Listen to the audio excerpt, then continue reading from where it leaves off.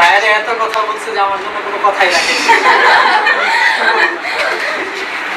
যাই হোক, আমি কিছু গুরুত্বপূর্ণ কথাই বলি। সেটা হচ্ছে এই যে ওরা সবাই বলতেছে যে আমি পরিচালক, ওরা সহকর্মী।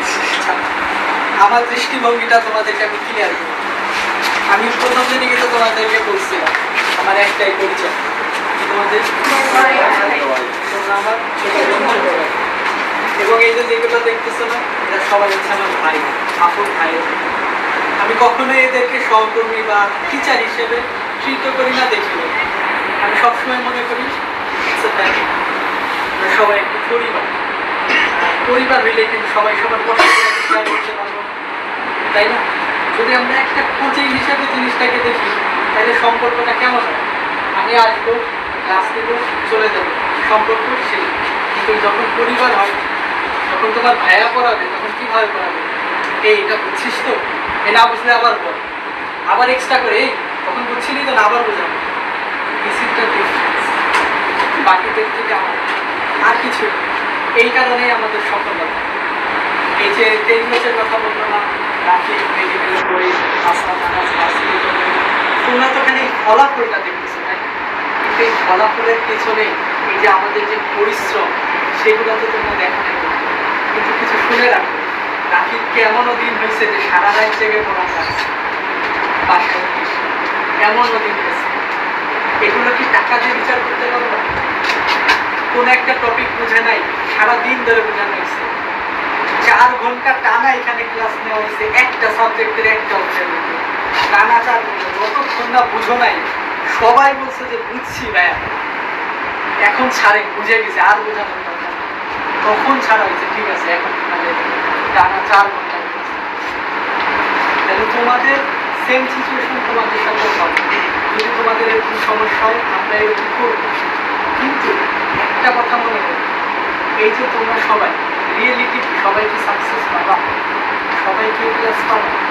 কারা পাবা না বলে দিই, যারা ভাইয়াদের হাত ছেড়ে লিখে রাখবে, যারা ভাইয়াদের হাত ধরে রাখবা, এই ভাইয়ারা যতক্ষণ না তোমাদের সাকসেস পর্যন্ত নিয়ে যাচ্ছে, একটা ভাইয়াও তোমাদের হাত ছাড়বে।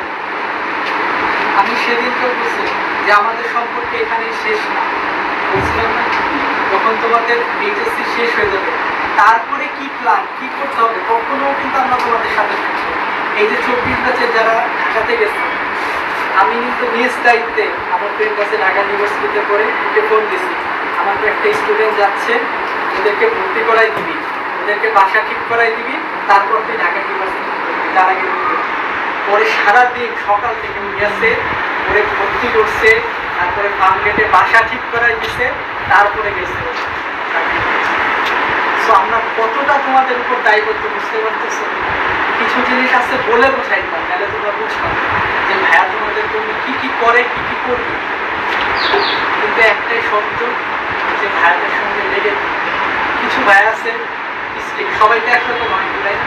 কিছু ভাই আছে অনেক স্ট্রিক্ট, তোমাদেরকে বকাঝকা করবে, রাগ করবে। এমন আছে কাম দাঁড়ায় রাখবে, বলবে কালকের থেকে রাখবে। তাহলে কি কালকের থেকে রাখবে না? বাবা মা রাগ করে, বাবা মা বলে না এই কালকে তুই বাসাতে এখনই বেরো, তাহলে কি বেরোয় যাও? এটা কেন বলো? অবশ্যই তোমাদের ভালোর জন্য। তো কিছু ভাই আছে ভালোবেসে বোঝাবে, কিছু ভাই আছে রাগ করে বোঝাবে, কিছু আছে অ্যাভারেজ, একটু বলবে একটু। তো এক একজন এক এক রকম, ভাইয়াদের বুঝো এক একজনের ক্যারেক্টার এক এক রকম। কিন্তু সবার উদ্দেশ্যে কিন্তু এক জায়গায় এসে থাকে, সেটা তোমার সাকসেস। কথা বুঝতে পারছো? আর রায়হান একটা অনেক ইম্পর্টেন্ট কথা বলতেছে, সেটা আমারও ভালো লাগছে। আবার তোমাদের তোমাদের স্টুডেন্ট যত বাড়বে, আর্নিং তত বেশি হবে, ভাইয়েরা তাড়াতাড়ি বেতন পাবে, ভাইয়েরা তাড়াতাড়ি বেতন পাবে, বাকি টাকাটা আমার প্রফিটে আসবে, আমার প্রফিটে যত টাকা আসবে তত টাকা আমি তোমাদের পিছনে খরচ করব। খুব সিম্পল হিসাব না? তাহলে তোমাদের কিছু নিজেদের স্বার্থে কি বন্ধু বান্ধবীদেরকে আনা উচিত।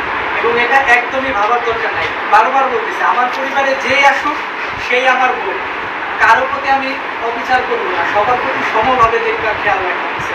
যদি তোমাদের সমস্যা হচ্ছে ভাইয়া স্টুডেন্ট বেশি হয়ে গেছে, এখানে আসতেছে না, আমরা পাশের রুম নেব, বড়টাই নিবি, ভাইয়া সমস্যা হচ্ছে, যে কোনো প্রবলেম এনিটাইম আমাকে বলবে, ইনশাল্লাহ একদিনের ভিতরে চেষ্টা করবো সমাধান করার।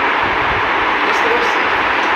শেষে একটাই কথা, উই আর ফ্যামিলি, যে কোনো প্রবলেম ভাইয়া অলওয়েজ তোমাদের সাথে